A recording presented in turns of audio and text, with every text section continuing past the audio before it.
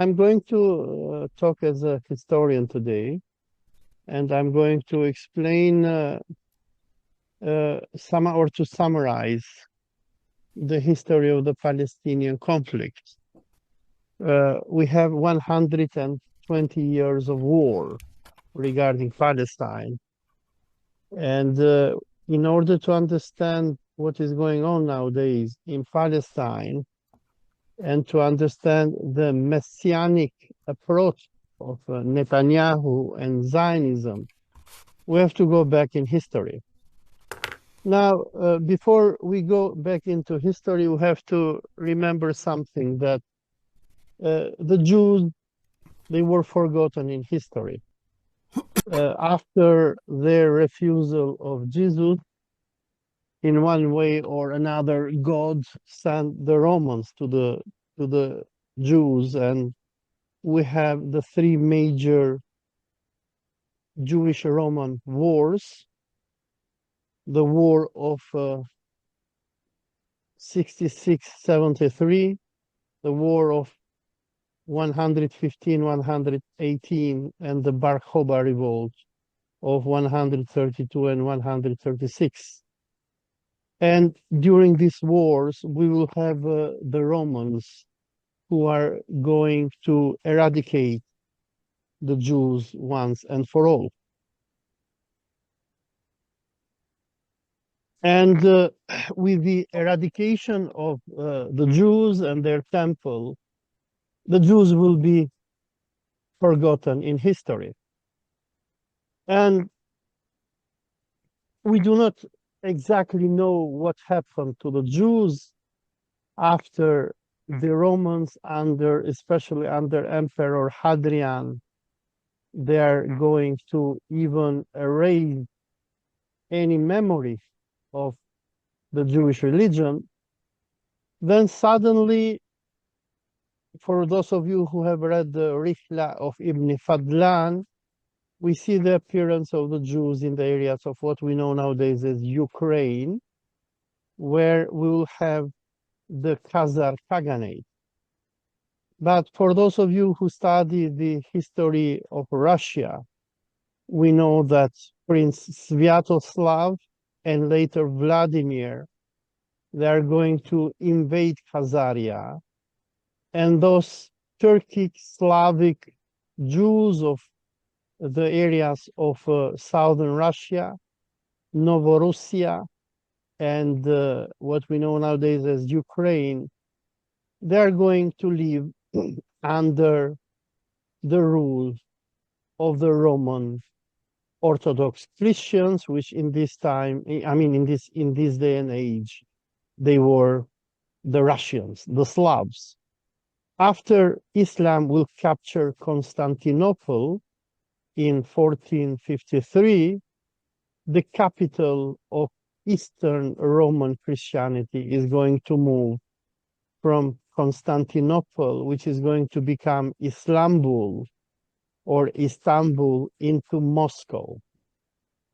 But then we will have a number of changes which are going to happen in Russia, and particularly during the era of Tsar Alexander II. He's going to give to Jews freedoms that they did not enjoy for the past 1,000 years. And then these Jews who will in a way be liberated from Russia, they will start fleeing towards Western Europe, Germany, Switzerland. And then we come to the year 1897, when the Zionist movement begins.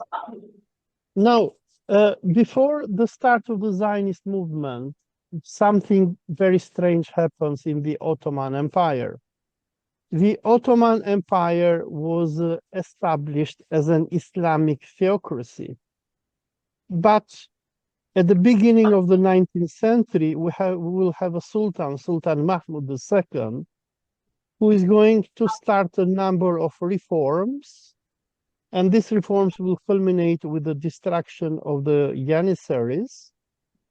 And then after Mahmud II dies, and he, in a way, removes Islam as the main structure of the Ottoman Empire, his son Abdulmejid I, during the War of Crimea, is going to indebt the Ottoman Empire and commit what the Quran calls a sin, and make the Ottomans borrow money for their war against Russia in Crimea from the Rothschild brothers. The borrowing of this money and by breaking the covenant that the Ottomans had with Allah will, in a way, destroy the Ottoman Empire. We will have the Ottoman state that will end up bankrupt in 1879. And then we will have the British and the French who will take over the Ottoman state, and Ottoman customs will be taken over by the Zionist bankers.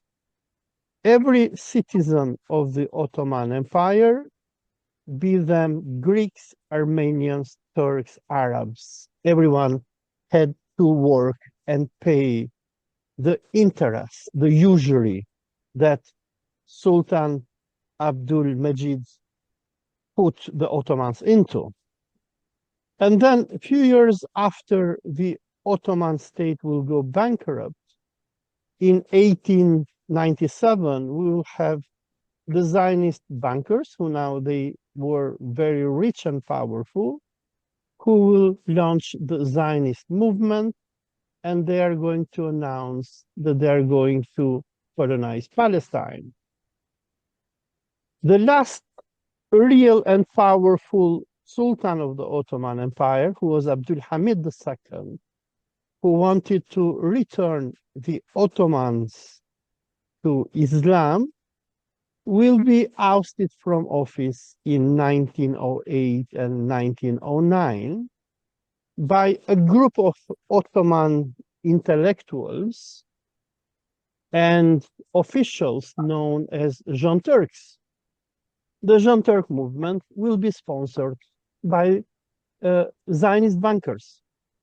They will have a great interest to oust Abdul Hamid, with the hope that these new Turks, they were not Turks actually, ethnically they were not Turks, but that these young Turk officials will come to power, they will change the situation of the Ottoman state. And after the young Turks will come to power in 1909, 5 years later, we'll have the start of World War I. Now, the World War I is a major development in the history of Islam, because by the end of this war, the institution of the caliphate, which Sunni Muslims had created from the time of the first caliph Abu Bakr, will finally come to an end. The Ottoman Empire is going to be invaded by the British, the French, the Greeks, the Italians, etc. And the institution of the Ottoman Caliph will come to an end. The British are going to capture Jerusalem on December 9, 1917. This will come few days after the British government is going to issue the Balfour Declaration. And with the issuing of the Balfour Declaration, we will have the emergence of a new global order. By the end of World War I, we'll have the end of the last 3 remaining theocratic empires of Europe. The Russian Tsardom will be destroyed by the Bolsheviks, who they happen, most of the Bolsheviks, to be Jews. The Ottoman Empire will be dissolved, and we will have the establishment of the Turkish Republic under Ataturk, who in 1924 is going to officially kill the institution of the Sunni Caliphate. And we'll have the Austro-Hungarian Empire, who was representing Catholic Christianity, that will come to an end. So by the end of World War I, we'll have the emergence of a new world order where Islam, Orthodoxy, and Catholicism will officially become dead. There will be no more religious theocracies in Europe. We will have an attempt by Sharif Hussein, the king of Hijaz, the person who will join the British with Lawrence of Arabia during World War I against the Turks, with the hope that the British will help him to create an Arab caliphate. But when Sharif Hussein is going to see that the British didn't keep their promise, and he will declare himself the next caliph of Islam in March 1924. So there is a lapsus in the presentation. It's 2024, should be 1924. So when Sharif Hussein of Mecca and Medina will declare himself the next caliph of Islam, the British are going to order the Saudis to invade Mecca and Medina and stop the recreation of the caliphate. So with the emergence of the mandate of Palestine, which is the proto-Israeli state, the British are going in a way to erase a ghost from the dead, because until now there was no Jewish state. But with the rise of this Zionist Jewish entity, we'll have the three traditional religions of Europe, Orthodoxy, Islam, and Catholicism, be officially dead. Christianity, Catholic Christianity, Orthodoxy, and Islam, they will be severely decimated across the ex-Ottoman, Russian, and Austro-Hungarian space. Now, with the creation of the Jewish colony in the mandate of Palestine, we will have the Arabs who are going to revolt, who are going to see that the benevolent British who promised to them to create an Arab caliphate, actually they had cheated them, but actually they were working for the Zionists. And they will revolt, but without any proper result. They will be violently crushed by the British and the Zionists. Now, Europeans historically, they have hated the Jews for different reasons. One of the reasons were because they were, in a way, economically enslaving the peasants of Europe. So we can see this in Russia, we can see this in Britain, we can see this across Europe. And in a way, the emergence of Nazi Germany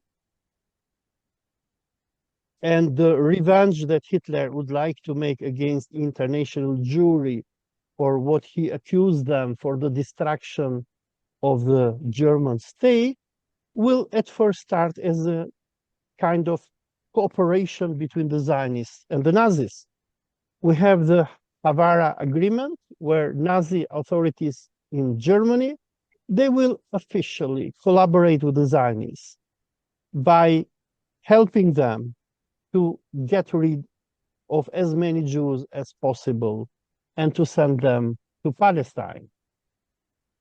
Now, during World War II, we'll have fascist Italy and Nazi Germany who will try to undo what happened during World War I.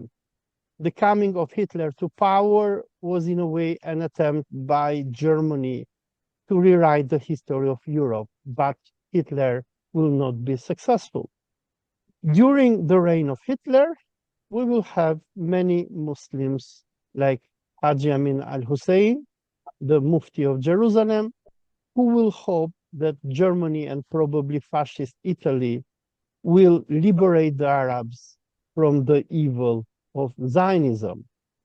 Now, the idea that the Nazis and the fascists were going to liberate Europe and probably the Arabs from the Zionists will be received well among many Muslims. We'll have Muslims from Azerbaijan to Bosnia to Kosovo, where we will have different SS divisions being created with the hope that they could undo the world order. Nevertheless, the Germans and the Italians are going to lose the war, and as soon as the war was lost, we will have the creation of the State of Israel in 1948. Now, from the moment when the State of Israel was established to this very day, the Arabs will witness the relentless terror of Zionism. I mean, Israel will be created as a terrorist state and will continue to be a terrorist state to this day. But the Arabs, who now they had lost their Ottoman Caliphate, and who during Second World War, Germany and Italy, they were defeated by the Anglo-Zionist American alliance, will have to suffer for the rest of their existence. I mean, since World War II to this day. We are going to see many Arab-Israeli wars, from the war of 1948 to the war of 1956 to the war of 1967 until the war of 1973, where Arabs will continuously be attacked and defeated by Israel. Now, the creation of Israel in 1948 will not be a miracle of the Jewish people, but it will be the result of an international conspiracy. The British, who gave the land of the Palestinians to the Israelis, after the war, they will force Germany, West Germany, to pay billions of dollars to build Israel. So Israel will be established on a stolen Arab land with a stolen German money. Now,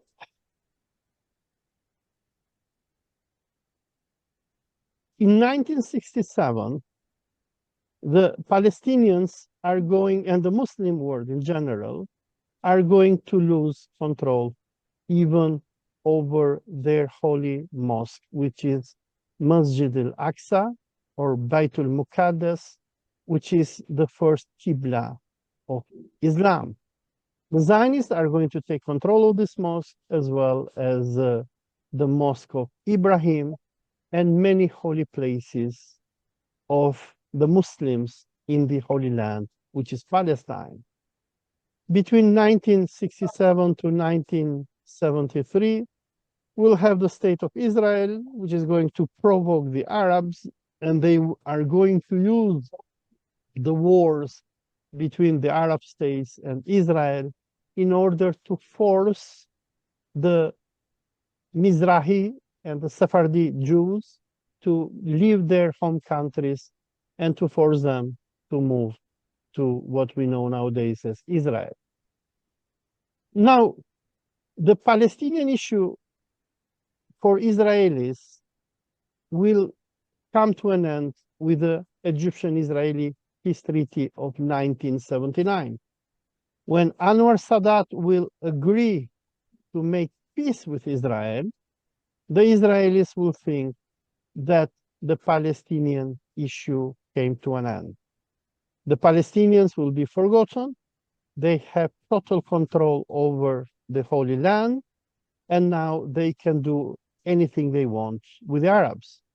Nevertheless, this will not be so, because, as we know, a few years later, the Egyptian president Anwar Sadat will be killed by Khalid Islambuli, and we'll have the emergence of the militant Islam, where militant Islam is going to ask for revenge against Zionism. In the year 1979, something unexpected to Zionism is going to happen. In Tehran, we will have an Islamic revolution by Ayatollah Khomeini. While the Anglo-Zionist Empire, they had killed the institution of Sunni Islam in 1924, and they thought that Islam is officially dead. What is going to happen is that in 1979, a Shia Imam will emerge in Tehran, and a new trouble will come for Israel. But for as long as the Soviet Union was in existence, Israelis and Americans, they knew that they could not do much against Muslims and Palestinians because we always had the Soviet Union who is going to go and support the Egyptians, the Syrians, the Libyans, and of course the Palestinians who were fighting for their independence. But what is going to happen is that with the collapse of the Soviet Union and America's start of war on terror, the term war on terror will be used after September 11, 2001, but this will be the war against Arabs and the defeat of Saddam Hussein during the first Gulf War. The Americans are going to announce the establishment of a new world order.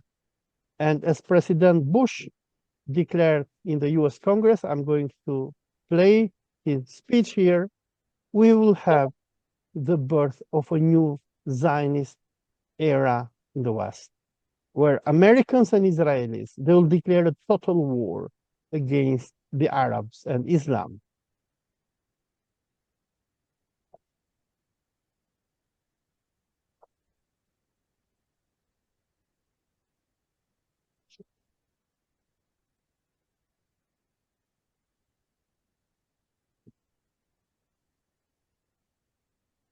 So the victory over Saddam Hussein during the first Gulf War and the announcement by George Bush the first of the establishment of a new world order will bring new problems for the Palestinians. The Oslo Accords, which President Clinton is going to push to be made between the Palestine Liberation Organization and Israel, will come to an end with the assassination of Prime Minister Yitzhak Rabin. With the killing of Rabin, the Oslo Accords will come to an end, and we'll have a new person who is going to join this apocalyptic conflict between Islam and Judaism, Benjamin Netanyahu. Netanyahu, who was active in Israeli politics since before the collapse of the Soviet Union, he singled out the main enemies of Israel and Zionism. They were the Soviet Union, the Arabs, Iranians, and all those nations who were supporting the Palestinians. Here is a speech by Benjamin Netanyahu.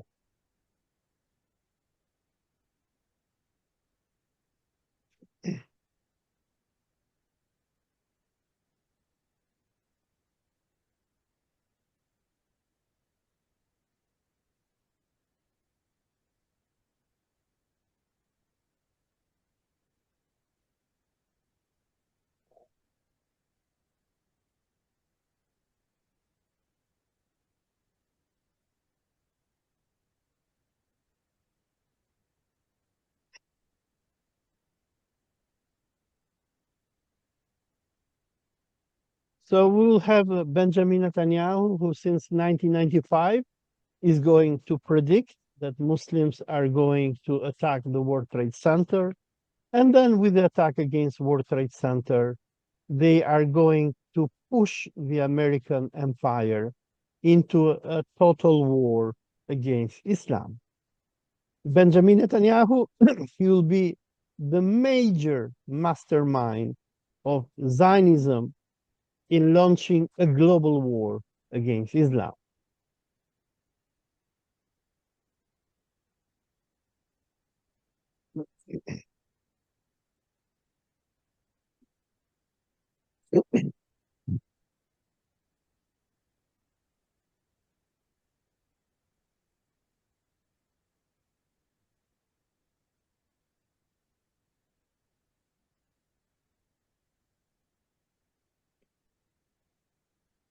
So we will have Benjamin Netanyahu who is going to take control over the Anglo-American Empire, especially after the killing of Yitzhak Rabin and the Oslo Accords, and after the September 11 terrorist attacks, who we never know who made them, but according to Netanyahu, he knew that radical Islam was going to do them since 1995.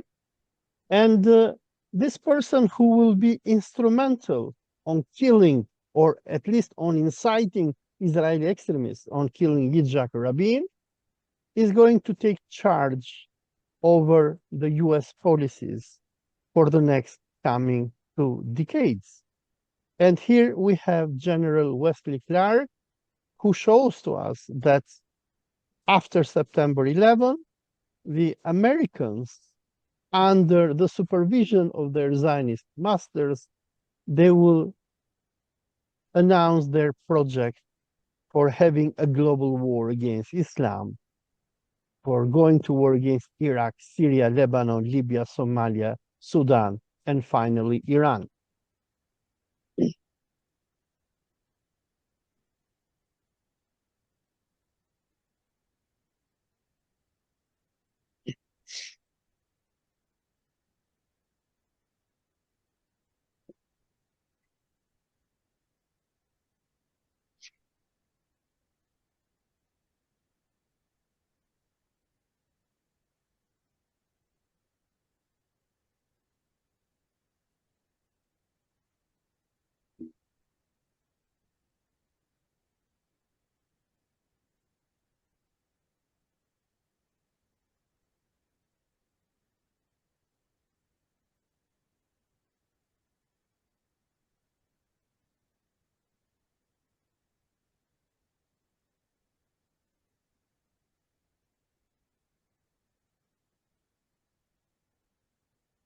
Now, for many Muslim leaders who, until the end of Cold War, they were loyal to the Anglo-American Empire against the Soviet Communist Empire, when they will understand what the Zionists were doing to the world order, they'll come into conclusion that the world for which they were fighting during the Cold War was not a world of freedoms and democracy, but was a global system which was established to serve to the Zionists.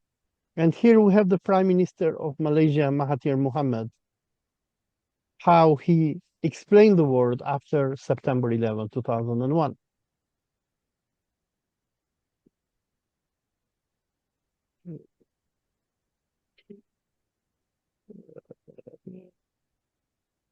Okay, the video is not playing.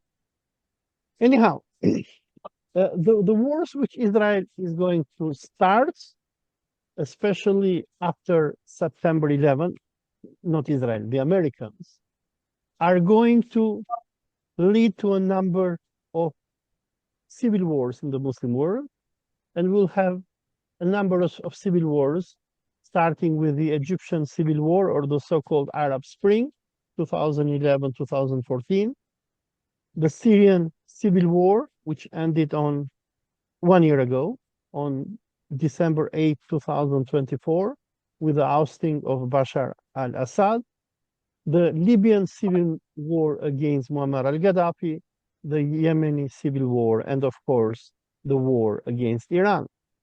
As you can see from these pictures here, is that all these Arab leaders who in one moment of their history, they stood with the Palestinians, were all one by one eliminated. And after getting rid of all the nationalist Arab leaders, for the American Zionist Empire, a new chapter started, and this was their plan to wage war against Iran. During the first Trump presidency, he tried very much to mobilize the Arabs against Iran and Palestine, and he also initiated the Abrahamic Accords. So what were the Abrahamic Accords? They were the surrender of the Arabs to Zionism. according to these accords, those Arab states which were not destroyed by the Judeo-American Empire will have to, one way or another, surrender their sovereignty, abandon Palestine, and open their systems and resources to the Judeo-American Empire. And apart from this, the American Judeo Empire wanted to mobilize these states in a war against Iran and its axis of resistance. As soon as President Trump came to power in 2017, he issued the so-called Muslim ban. He prohibited 7 Muslim majority citizens coming from Muslim majority countries, Iran, Iraq, Libya, Somalia, Sudan, Syria, and Yemen, from entering to the United States. Now, in order to face this Zionist victory for Islam, since 2006, Iran is going to establish the so-called axis of resistance. The axis of resistance, which was headed by Iran, the Syrian government, the Houthi movement of Yemen, the Lebanese Hezbollah, and Palestinian factions like Hamas, the Palestinian Islamic Jihad, etc., aimed to liberate Palestine from Israeli aggression. Nevertheless, the attack which Hamas is going to undertake against Israel on 7th of October 2023 will get a biblical response by Benjamin Netanyahu. Netanyahu is going to declare the Palestinians Amalek, and he's going to start a genocide which our world has not seen since during the era of the Holocaust.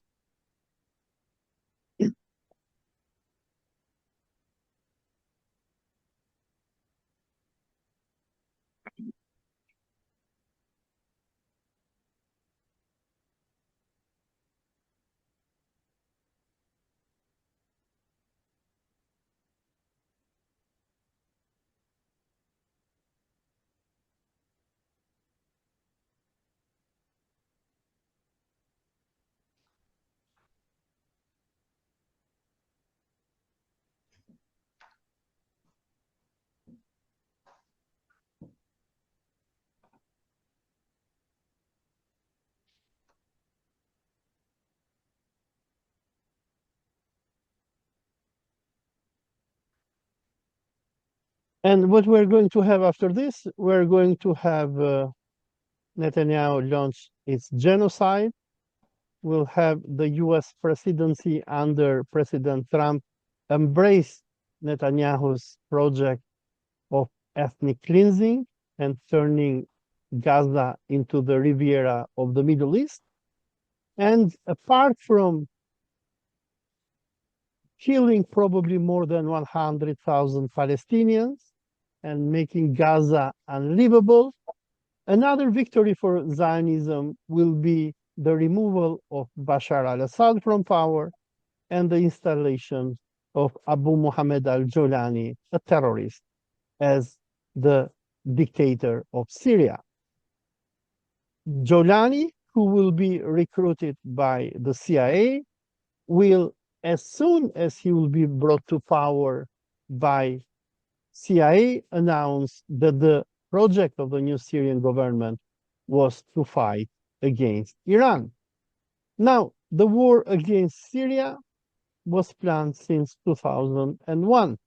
We heard already General Wesley Clark, what he said, and what the Americans had planned since 2001, they will finally achieve in 2024. Now, the late Muammar al-Gaddafi, he foresaw what happened to Syria many years ago before he was killed. Gaddafi, I don't know, for some reason I cannot play his video. He foresaw that the future plan of Israel was the dismembering of Syria the invasion of Syria and turning Syria into another Israeli colony. Professor Jeffrey Sachs has summarized how the Americans plan to go against Syria since during the presidency of President Obama.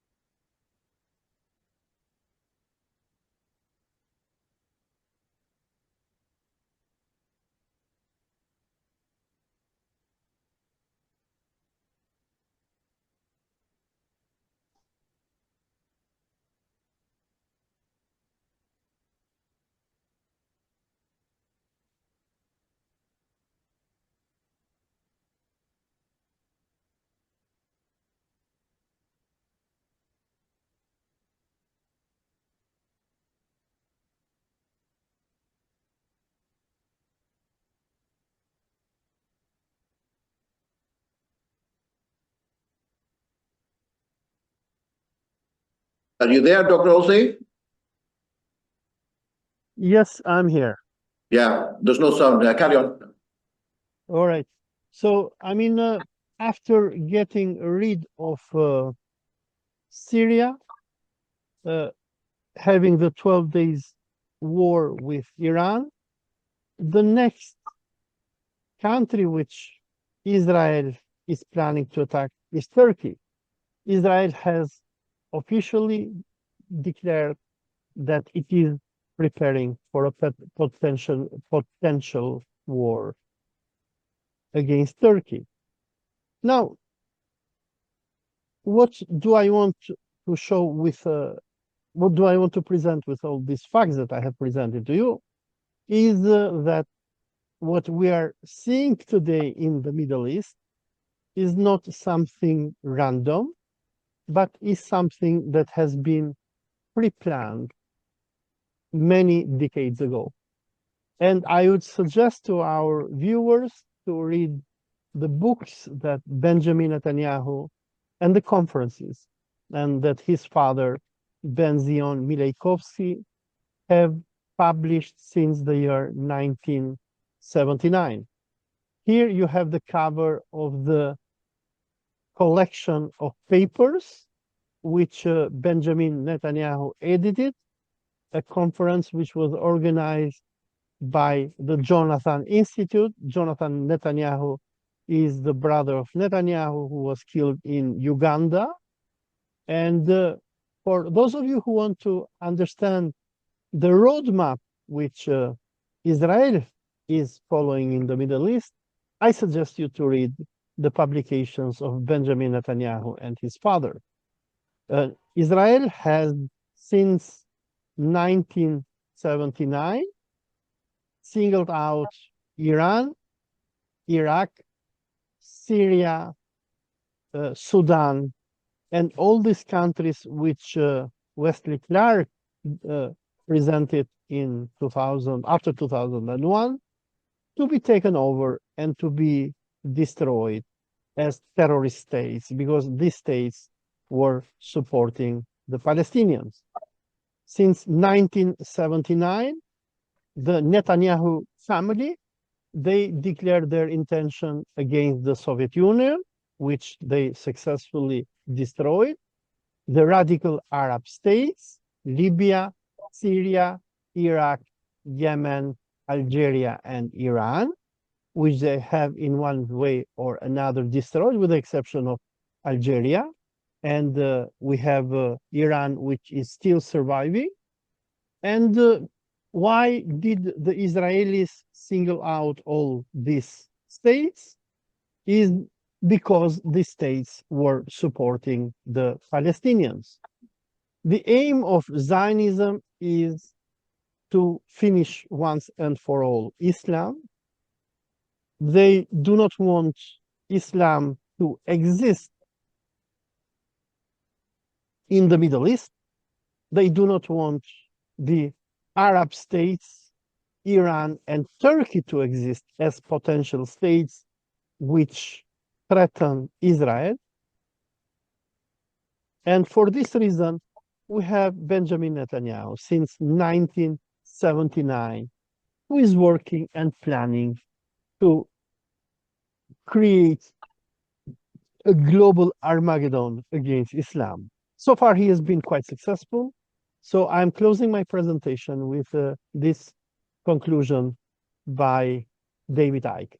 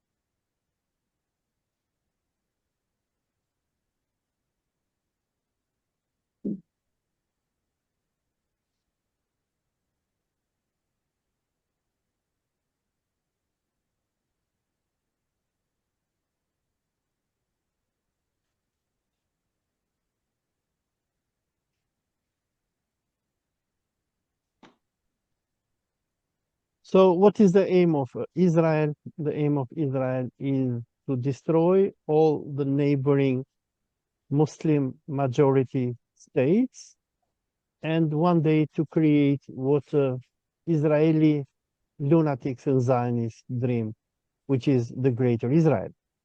So we are witnessing a very interesting eschatological time where we have Israel, who is quite successful on destroying the people and the nations of the Middle East in a war which is 128 years old. This war started long before we came into this planet. It started during the era of our great-grandfathers, when me as an Albanian, my great-grandfathers at the time, they were Ottomans. The destruction of the Ottoman Empire by the Anglo-Zionist Empire is going to cause unending wars across the planet. And I believe that now we're witnessing the final scenario of this war, which, according to lunatic Zionists, will end with the destruction of Islam and the creation of the Eretz Israel. Thank you very much. So this was my short presentation. Thank you very much. Thank you. Can you all hear me? Yeah, okay. Well, what can I say? I'm aware of a lot of these, well, most of them, but we put them onto YouTube, get them from YouTube onto our website. So we've reached about 15 million hits. The reason I've mentioned that is that what you just presented, Dr. Olsi, needs to be taught by civil society, education sector, especially in the Muslim world, but also in the Western world. So everyone here has a takeaway. That presentation alone and the videos, which makes it, exciting. Everyone should, find the videos and link the facts together and run with it. To where? To the public. Because any civilization which has been attacked, like the Islamic civilization, isn't going to lie back. And dare I say, everything that goes up comes down. So, you know, but that's a great diagnosis. Now, the next speaker, as I said, is very important too, to understand the situation. Professor Haim Bershev, again, from my research, got him from the internet.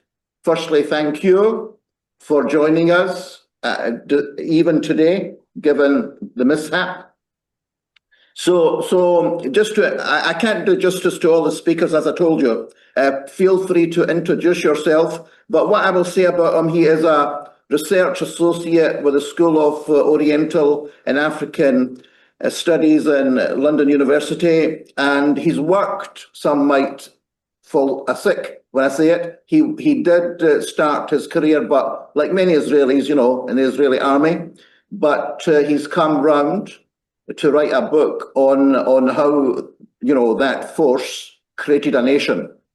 Professor Haim Bershev, please feel free to, you know, introduce yourself in more depth, and you've got 30 minutes. We look forward to hearing from you. Thank you very much.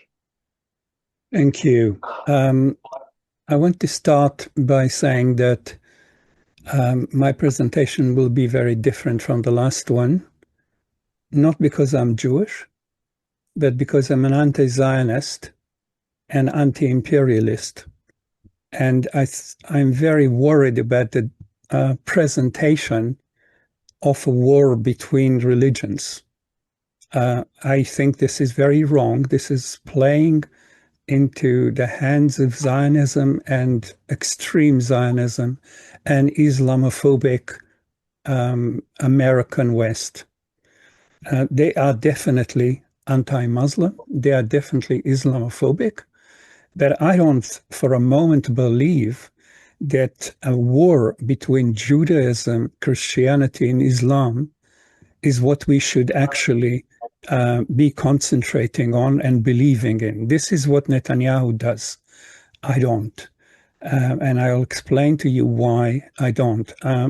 I see the conflict as a colonial conflict, a very aggressive, militarized colonialism that was started by Zionism, supported by the British, then supported by the French, and now supported by the American Empire. This is a different presentation. This is a different understanding than telling you that this is a war to the death between Judaism, Christianity, and Islam. This is the worst possible takeaway that I can see. There are many people in the West that wants you to believe that. There are many people elsewhere that wanted you to believe there. I think this is a war of interest rather than a war of religion. To begin with, Zionism was indeed not a religious movement, but an anti-religious movement. It had nothing to do with Judaism.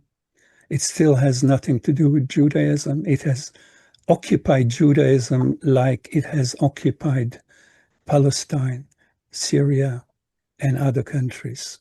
So I think this is, I'm just opening a vista which is different, which I hope is an anti-colonial, anti-imperial, socialist, and Jewish vista. You're welcome. You're welcome, and you have a, what's the word, receptive audience. We are open to, what's the word, debate. The cut and thrust of the, well, global vision is anyway. Carry on. Now, as a historian, I want to divide my talk into two parts. One of them will deal with the history of an incredible Muslim empire in what we call today Spain and Portugal. And the second part will deal with what we are facing today. So, I want to talk about Al-Andalus. Al-Andalus in southern Spain, for a few hundred years, Muslims, Jews and Christians dwelt in relative harmony and peace during the Muslim conquest of the province.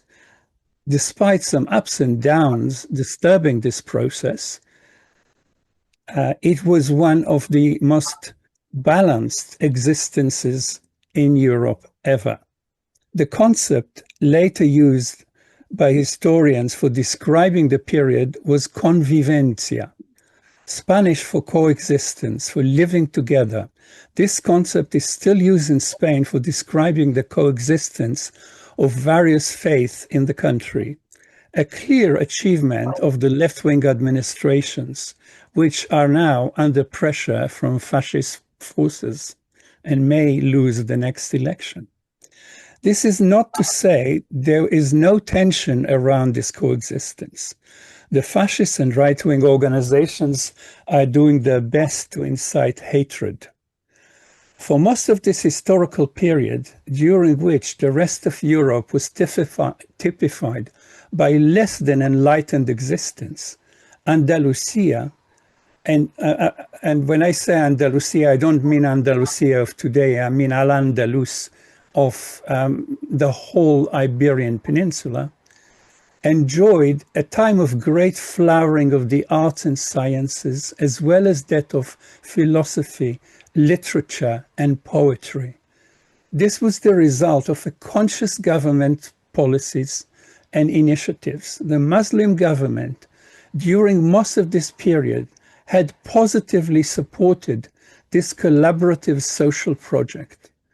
To explain the enormous achievements of these study areas, one can mention one may mention that in the great library of the Caliph of Cordoba, one of more than 70 libraries in the city of Cordoba, there were more books, many, many more, 50 times more, than in the rest of Europe put together. The books in Europe were mainly in monasteries, but the monks in many of those could not read the books in classic languages in their own libraries, the ones in Hebrew, in Arabic, in Aramaic, or even in Greek. Cordoba, and later other parts of Al-Andalus, was the location of the greatest project of translation ever attempted in the ancient world. Translators from all over the known world were working on translating thousands of books into languages of the peninsula, especially into Castellano, the creation of the Andalus society, which will become what we know as Spanish. This process of collaboration, based on an understanding that the three main religious communities shared some crucial characteristics, as well as iconic sacred text in common, the two younger religions have accepted their historical debt to Judaism to varying degrees, influenced by extant court ideology, and the Christian and Jewish society appreciated the great social and political benefit that Islam has offered them. The benefits to Jews were evident everywhere, as opposed to the rest of Europe, where Jews suffered from Judeophobia and curtailment of their rights. Al-Andalus has brought about a blooming Jewish culture, as well, of course, as Muslim and Christian blooming cultures. Famous thinkers such as Maimonides wrote their books in Arabic using Hebrew characters, and sometimes they wrote Hebrew in Arabic characters, a clear indication of the deep intimacy between the communities, their languages, and their cultures. Hebrew was revived for the first time in the diaspora, leading to a flowering of Hebrew poetry and prose. Jews were central to the administrations of several cities and city-states, most evident in Granada, with the place of Shmuel Hanagid as wazir, and as the person responsible for building the Alhambra, the set of palaces known today as Alhambra. Most interestingly, in this Hebrew and Jewish Renaissance, there is no evidence to a sense of Jews being victims, a sentiment very present in England, for example, where in the 13th century, the whole Jewish community was burnt in York, and then all Jews were expelled. Or in France, or in Germany, where Judeophobia was present as a product of radicalization of Christianity as part of the Crusades. Jewish communities in Al-Andalus enjoy the cultural and social status not to be achieved in Europe for many hundreds of years after the final expulsion of Jews and Muslims from Spain and Portugal after the Reconquista. Most people don't know the facts that I'm telling you now. Most Europeans have no idea about the amazing culture that Muslim Spain has offered Europe.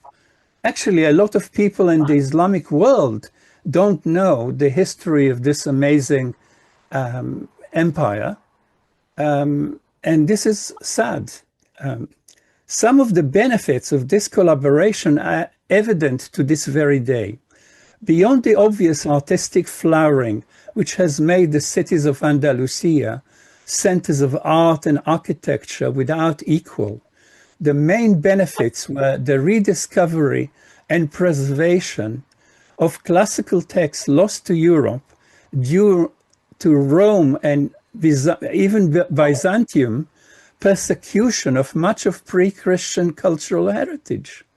The classical Greek literature and drama, hounded out of existence by centuries of Christian animosity, have survived in the original versions or in translation into Arabic, and were now in Al-Andalus 1,000 years ago, were translated again into Latin and various Vulgar tongues, the local European languages. This revival served, together with the classical sacred texts of Judaism and Islam, as agents of enabling the new age of enlightenment supported by the modernizing rulers of Muslim Spain. The intellectual haven thus created in this remote part of Europe has both preserved classical knowledge and served as the kernel of what we think of as the Renaissance and Age of Reason. Without Muslim Spain and its cultural and political achievements, Renaissance culture would never appear in Europe. So this is a debt we owe, the Europeans owe, and humanity owes to the Islamic state in Al-Andalus. Now, I want to say that this is not limited to Al-Andalus, that the achievements that I describe, of course, were empowered by knowledge preserved further and developed in Damascus, in Baghdad, in Cairo, in North Africa, Muslim centers of learning, and has fueled the development in Andalusia. And, you know, the first universities that we can speak of are Muslim universities in those cities that I'm talking about. So this flowering of culture and human togetherness was fueled under Islam. It was not fueled under Christianity ever in Europe or elsewhere. So this is something that most Europeans don't know, but should appreciate and recognize. Now, of course, ultimately, this would enable also the great navigators, mostly Christians, of course. He made a mistake, so I want to show that rather than you think that he intentionally did anything. It's important Can you to unmute show Eric, his movements please? because they are what We they can are. hear you. No? What's happening? What's up, Eric? Some Unmute interference. Eric. He's talking. Yeah. Hello, all new participants, house rule, please mute yourself. You're interrupting the international conference proceeding. He's gone, but if he comes back, just mute him. You have to do that, Moeen. I don't know whether he was real participant or what, but if he, what's the house view? If he requests to join, will I not let him in? I think it's a hostile takeover. That's how I understand. Yeah, I never thought about that. Yeah, it could be. But carry on. Okay, so I want to say that ironically, the great science of map making, the machinery of navigating that was developed by the Muslims, not just in Al-Andalus, but also in all parts of the Muslim world, helped the Christians to control the Americas when they took it over. It helped the Christians to discover so-called America, and then helped them to subdue and to genocide the Third World. Now, the world of the time was totally transformed by this period of convivencia. It was a specific mixture of ideas, beliefs, and attitudes which has enabled the discoveries of the rest of the world. It ushered in both great achievements as well as great social and political misfortune. As the rest of Europe used the wisdom of Al-Andalus to subjugate much of the world through industrialized slavery, genocide, colonialism, and imperialism. And to end my story of Al-Andalus, I will come to my last part of the part of my talk. We should never allow the lesson of this period of convivencia to perish. Instead, we should use the understanding of this rich history to shape the future of life in Europe or elsewhere. Life we should be directed against the disparaging forces now rising everywhere, prepared to bring about environmental as well as political destruction, based as they are on a toxic, atavistic combination of white supremacism, racism, ultranationalism, and climate change denial.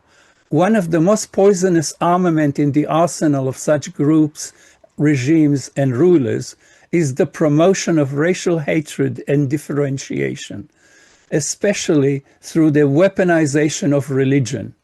For example, fake anti-Semitism and the poisonous use of Islamophobia against migrants and residents. This is done most prominently through the fake concept of Judeo-Christian heritage, used to develop animosity to Islam and to the Arab world. This is successfully used to separate people from people, to separate nation from nation, to separate religion from religion, and foster bigotry and religious animosity, even beyond Judeo-Christian boundaries, such as in India and in China, where Muslims have been victimized for a long time. A number of times in the recent past, toxic political forces in Europe have managed to undermine and destroy life and existence across the continent and beyond, leading to the racist destruction of millions. It is dangerous, indeed impossible, to disregard the past iteration of such blind hatred. I believe that most believers of the three monotheistic religion are decent and moral beings, and their religious investment is a form of humanism and the investment in social justice.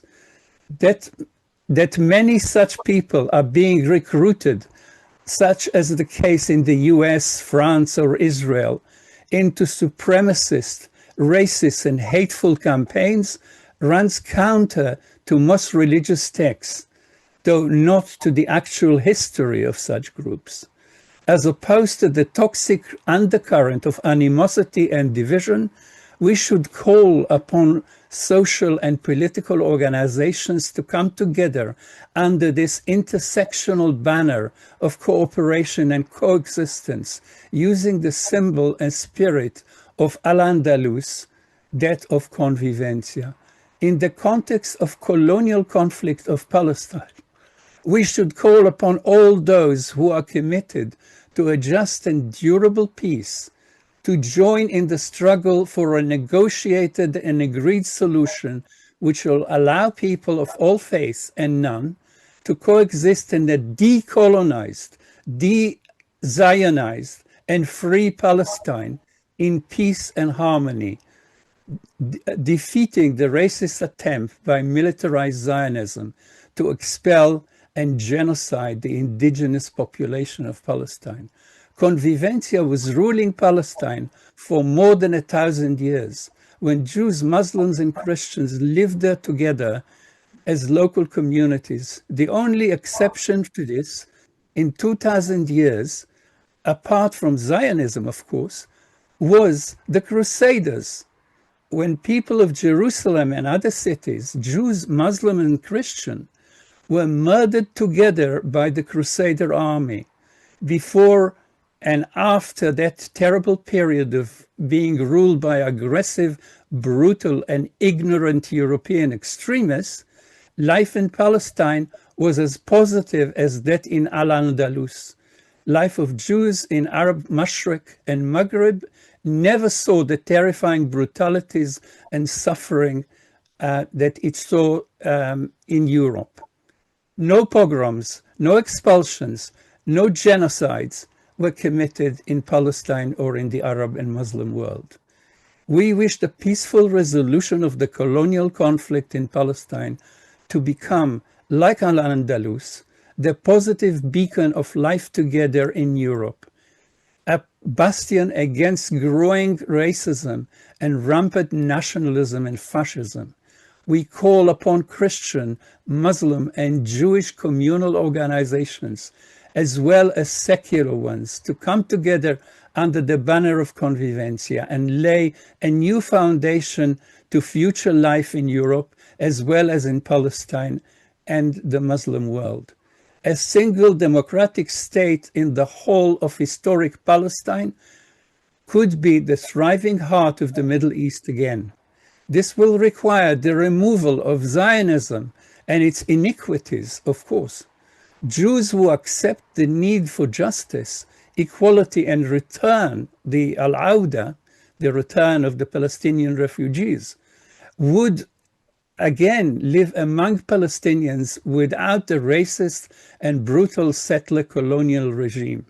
This is now difficult to predict or believe in, but without this change, Jews and Palestinians will suffer from Zionist control. It will be difficult. It will require much patience, understanding, and endurance, but will be 1,000 times superior to what Israel has created in Palestine. The brutality of occupation, oppression, forced expulsion, ethnic cleansing, and genocide. And now, to end, I want to come to how can we today even talk about living together, because this is a very, very difficult thing. Well, what is the Gaza genocide? And the Gaza genocide is so special that I want to spend the last few minutes discussing it. Chairman's intervention, that's very important. As you know, I really wanted more on that. I'll give you 10 minutes. You're welcome. On your That's book. what I need. Yeah, please. That's what I need. No, that's what we want to hear. What is this monstrosity? Yeah. Now, the Gaza genocide is the most... Can you introduce your book, please? The name of the book? This is not coming out of my book, but my book is called An Army Like No Other, how the IDF made a nation. And the book is concentrating on the militaristic basis of Zionism, without which it cannot live, and the terrible damage that this army and this nation has inflicted, not just on the Palestinians, but actually on the whole of the Middle East and beyond. And now I want to speak about the genocide because I want to say how different it is from anything that has happened before. First of all, it's the most public genocide. Every child can see it on their telephone. We never had that before.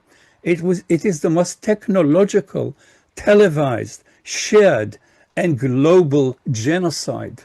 And it is a genocide that nothing was done about in 2 and a bit years since it started.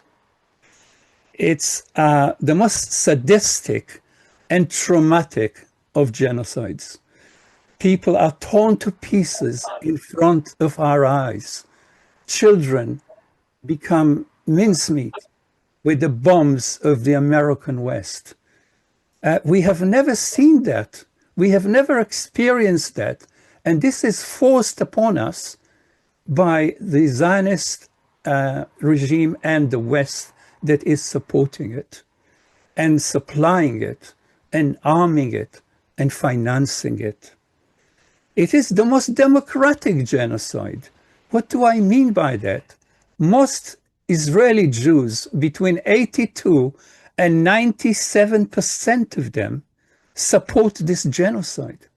So, you know, if you ask most Jews in an election, do you support the genocide? They say it's not a genocide, but we support it. They just call it by other names like self-defense and so on. Killing hundreds of thousands of people is supposedly self-defense, especially women and children. Now, it is the opposite of the classic genocide. For example, the North American or the genocide of the Holocaust. In the Holocaust, about 15 to 20 million people died. About 6 million of them were Jews. But it wasn't just a genocide of Jews, and this needs to be remembered. Most of the people who died in the genocide were Soviet citizens. And remember that the Nazis kept the genocide very secretive. It was very difficult for people to know, A, that it existed, and B, what is happening there. The Zionist genocide is one that they are very happy to publicize. Both the state and the people who are doing it are proud of what they are doing. This has never happened in the history of the world. And the Jews are doing this most anti-Jewish thing you can imagine. I mean, genocide is not Jewish, is not Muslim, is not Christian. The three religions actually say that they are against it. Of course, we know that Christians have committed many genocides, unfortunately. But Christianity itself is against it.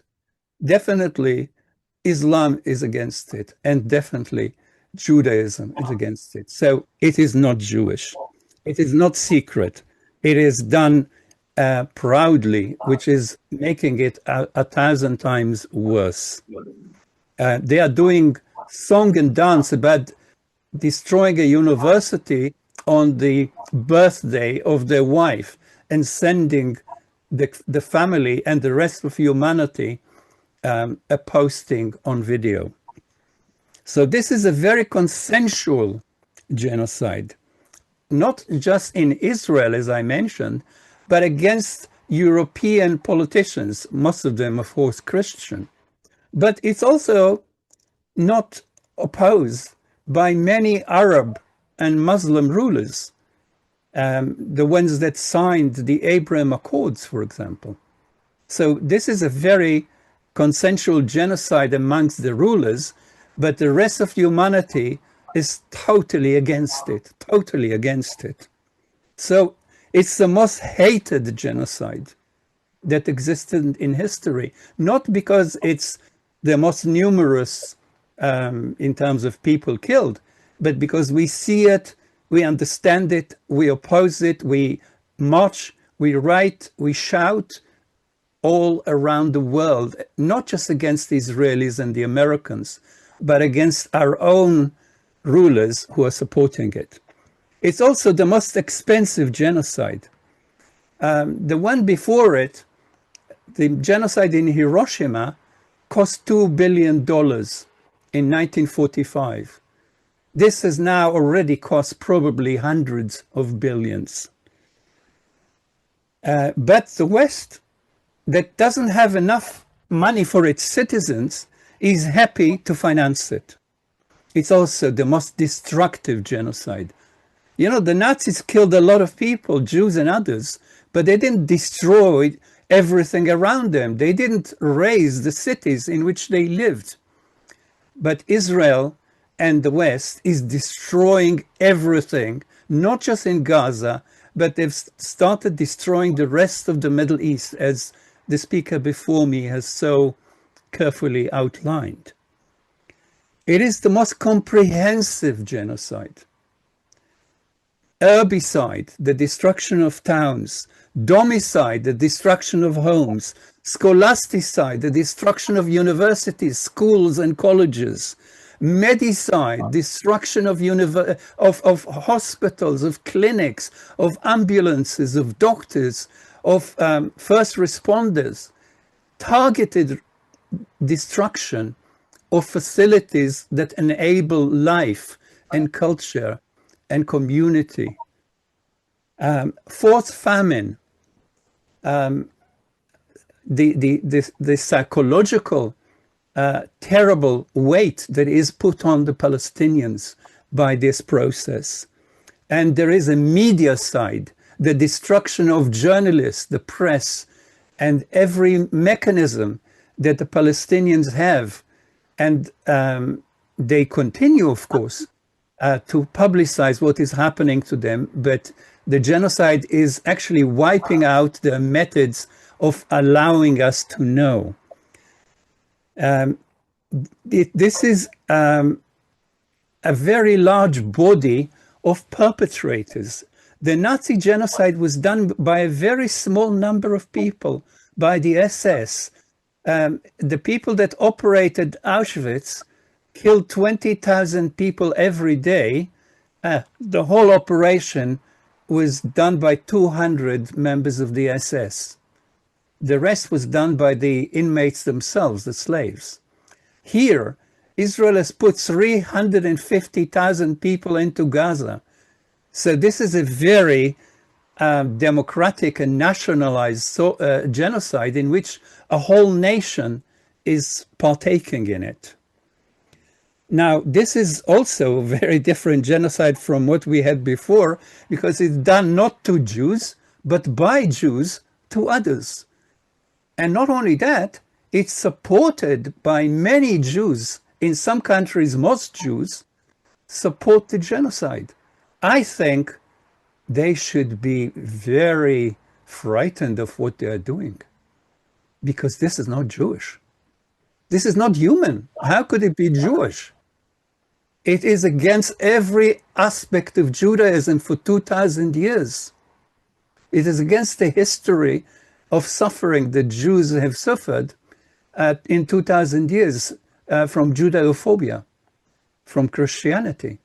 So I think Jews should be very wary about what they are doing, should stop doing that, should oppose the genocide as Jews, which is what we are doing. Now, this is also a genocide supported by the collective West. People are thinking about America, but it's not America. The German chancellor told us that what Israel is doing is our dirty work, he said. It is a dirty work indeed. It is a terrible work. It should never be done. And it's nothing to do that the West should support. And yet, without the West support, it couldn't have happened. And all this is done in the name of anti-racism. This is the most racist genocide we can imagine in our lifetime, and it's done in the name of anti-racist. That's why it is a global genocide. The global community everywhere sees it, and it sees also the global West doing it. Now, it's also probably the first instance in which international law was openly broken and reversed. Yeah, everything that is done by the Israelis, the Americans, the British, and the rest of the West to the Palestinians, not just now, but for 100 years, but definitely now in Gaza and in the rest of Palestine, is a devastation of international law. And I have to say, do people understand when they are doing it, when those leaders are doing it, do they understand that they are eradicating any vestige of international law? And life after this genocide will be totally lawless. And we can already see the signs of it when the Americans are now attacking piratically vessels in the open seas, killing fishermen and taking over tankers and telling other countries that they will be taken over. Venezuela, Colombia, also countries in Africa like Nigeria and Canada, Mexico, and Greenland were supposedly the Americans intend to move their armies. This is a world without laws, and this is the result of the Western genocide. So I want to end by saying three things. It enabled and was enabled by the most undemocratic, illiberal, criminal American imperial regime that we have ever seen. An imperial regime that even large countries like China and Russia, when they can stop this, don't do anything about it. And the so-called peace plan has been supported by all members of the Security Council. It's a criminal plan. It's a plan against the law. It's a plan against humanity. It's a plan against the rights of Palestinians. Why do Palestinians not have any rights? Because the West says so. And the chance that the Chinese and the Russians had of vetoing it, they did not take. And history will remember this against them. They should have vetoed it, and they didn't, and that was a crime. Now, I'm not talking about Israel. Israel is not part of the human race anymore.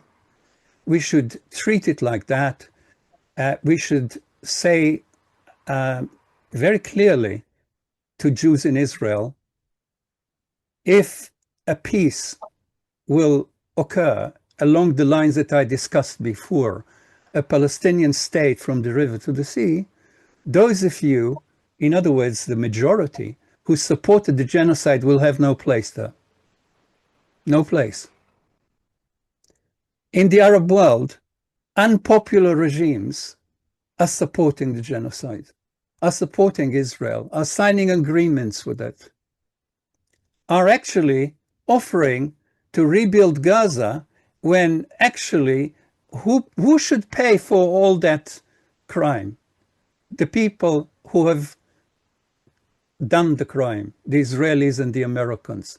They should pay for rebuilding Gaza. And the EU has proved that it is in cahoots, not just with Israel, but with the rest of the West. It does not value human rights of people, if they are Muslim, if they are Arab, if they are third world, they have no rights like the rest of us. This is unacceptable. This is criminal. And BRICS, which is the rising power, has proved to date that they are not up to the standard that we hope they would take, which is against the genocide, against the West, against this illegality which has been ruling our life. So in a sense, I want to end by saying humanity has failed the test. The test was, can you do a genocide like the Israeli genocide and get away with it? And they are getting away with it. I'm not suggesting they will, but for now, they are getting away with it. And this is a failure of all humanity. And I hope that the next decade will be the correction of this error made by humanity to date. Thank you very much. Thank you very much, Haim. That was great.